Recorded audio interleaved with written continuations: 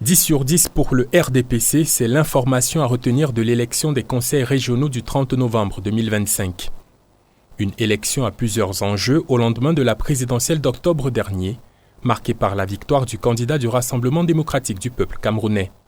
Le parti du flambeau ardent avait à cœur, à travers ses régionales, non seulement de soigner des vicissitudes internes, mais aussi de renforcer son leadership territorial, notamment dans l'Adamawa, seule région qui échappait encore à son contrôle. Résultat des courses, le parti au pouvoir obtient la majorité dans l'ensemble des 10 conseils régionaux du pays. À l'issue des différentes sessions de plein droit tenues dans le cadre de ce processus électif, 7 présidents de conseils régionaux ont été reconduits à leur poste, tandis que 3 sont de nouveaux arrivants. Parmi ceux qui conservent leur fauteuil, Gilbert Timi Evuna, président du conseil régional du centre. Dans le littoral, Polycarpe Banlon, candidat unique, a été réélu et entame un second mandat de 5 ans.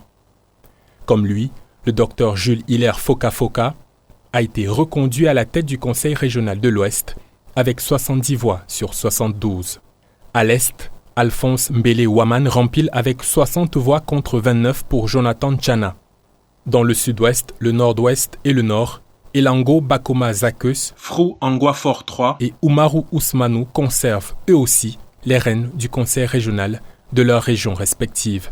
Parmi les régions qui ont connu des changements de leur exécutif régional, 2 sont septentrionales.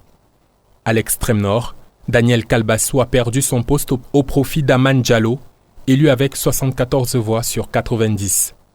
Le conseil régional de l'Adamawa, autrefois présidé par Mohamedou Dewa de l'Union nationale pour le progrès et la démocratie, l'UNDP, bascule dans l'escarcelle du RDPC. Aliou Issa, chef de la délégation permanente départementale du RDPC pour le DIREM, en est le nouveau président. L'élection du conseil régional dans le Sud est celle qui aura le plus fait sensation. Après quelques remous, c'est Gervais Éric Ndo qui sort vainqueur et présidera aux destinées du conseil régional de la région d'origine du chef de l'État. Il a pour vice-président Cathy Meba. Pour rappel, les collèges électoraux en vue de l'élection des conseillers régionaux ont été convoqués le 1er septembre par décret présidentiel. Il s'agissait des deuxièmes élections de cette nature et comme pour la précédente, le RDPC partait favori en tant que parti majoritaire en termes de conseillers régionaux. Cette deuxième mandature charrie l'espérance d'une gouvernance locale à la fois plus opérationnelle mais davantage plus visible après ce qu'il convient de considérer comme un premier test.